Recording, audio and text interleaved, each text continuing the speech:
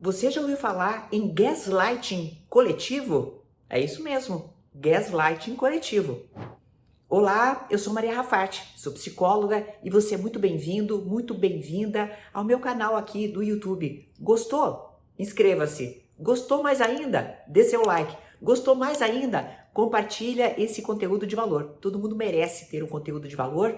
Eu todos os dias posto religiosamente vídeos resolvendo casos, dando aconselhamentos e soluções para pessoas que me escrevem. E alguns desses vídeos são um pouco mais completos, como esse que você vai ver agora. A palavra gaslighting é uma palavra inglesa, naturalmente, e ela quer dizer luz de gás, literalmente falando.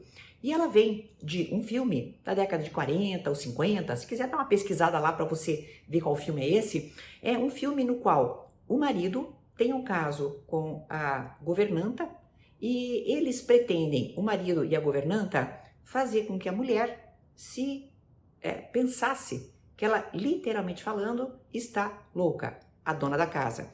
Então, como naquela época em que se passa o filme, que é tipo 1800 por aí, já havia encanamento de gás nas cidades, etc. O que acontecia? Essa empregada abaixava o gás e o lampião diminuía.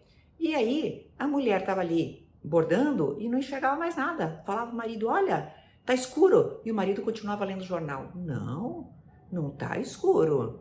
É você que pensa que tá escuro. Tá escuro não. Tá tudo certo. Tá tudo ok. E ela então pensava que ela tinha esses problemas, né, de julgamento. O gaslighting é exatamente isso. Quando alguém repetidas vezes faz manobras com você de maneira a que nesta manipulação você comece a duvidar da própria verdade, da própria percepção de mundo. O gaslighting, então, para ele ter o seu efeito completo, não acontece uma única vez, acontece várias vezes até que você começa a pensar, peraí, mas eu tô errada? Eu tô certa pensando nisso? E por que eu digo certa e errada?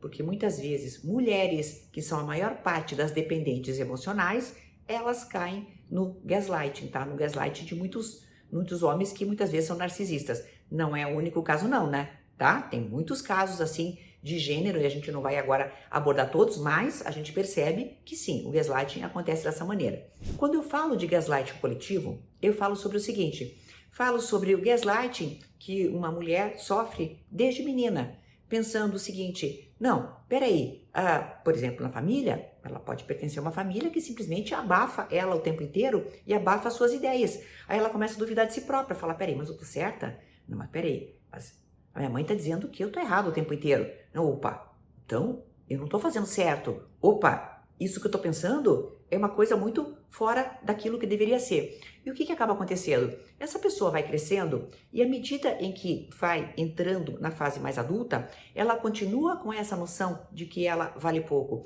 continua com essa noção de que a opinião dela vale muito pouco.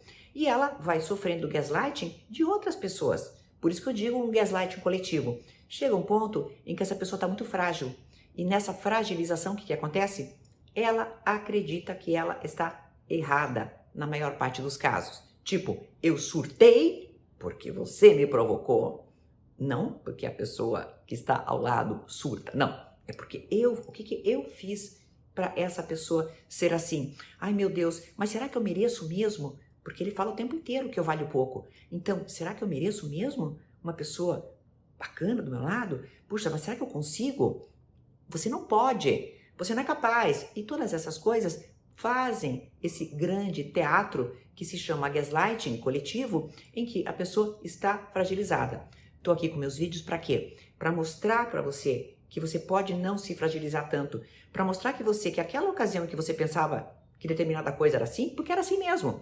Como, por exemplo, vou dar um exemplo, né? Sei lá, tem lá um cara curtindo todas as biquinosas que ele encontra na rede social dele e, de repente, você que percebe isso, ô sua chata, você que tá olhando aí, o que você tem que olhar? Meu Instagram, o que você tem que ficar aí perseguindo o que eu faço? E aí você tira o foco da coisa errada e errado passa a ser aquele que percebe algo, entenderam?